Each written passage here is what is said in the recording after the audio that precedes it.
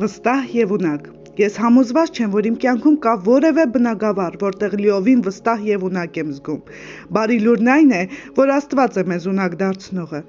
Ոչ ոք չի կարող հավատքի կյանք ունենալ առանց Սուրբ Հոգու առաջնորդության։ Դավիթ թագավորը այսպես էր աղոթում. «Սուրբ սիրտ ստեղծիր ինձանում, ով Աստված, եւ ուղիղ հոգի նորոգիր իմ ներսում։ Դեն մի գցիր ինձ քո երեսից եւ քո Սուրբ Հոգին մի վերառ ինձանից»։ Սաղմոս 51:10-11 խոսքեր։ Դավիթը գիտեր, թե ով էր մաքուր սրտի,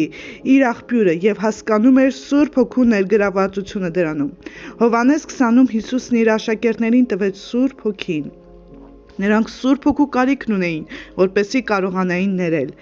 Բ Կորինթացիների 3:6-ում գրված է, որ մեզ բավական ունակ էլ արեց նոր կտականի պաշտոնյաներ լինելու, ոչ թե գրի, այլ հոգու,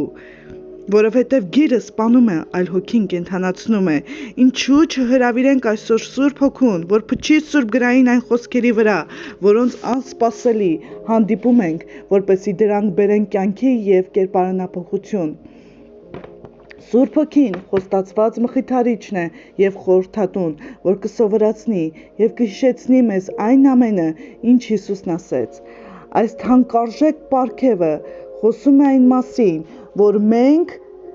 ունենք ուսուցիչ, երբ ուսումնասիրում ենք խոսքը, եւ ուղեցույց, երբ հետամուտ ենք նրա սրտին։ Սուրբ Հոգին բացում է մեր աչքերը, որ տեսնենք, մեր ականջները, որ լսենք, մեր սրտերը, որ հավատանք։ Եկեք աղոթենք։ Երկնային Հայր, շնորհակալ եմ, որ ես ունակ եւ վստահ եմ քո մեջ։ Սուրբ Հոգի, առաջնորդիր ինձ եւ ստեղծիր մաքուր սիրտ եւ նորոգված ուղիղ հոգի իմ ներսում։ Տուր ինձ հնարավորություն եւ զորություն, որ ապրեմ այնպես, որ փառավորեմ Հորը։ Ես ուժեղ եմ, որովհետեւ Քրիստոսը ինձ վստահ եւ ունակ է դարձնում։ Ամեն։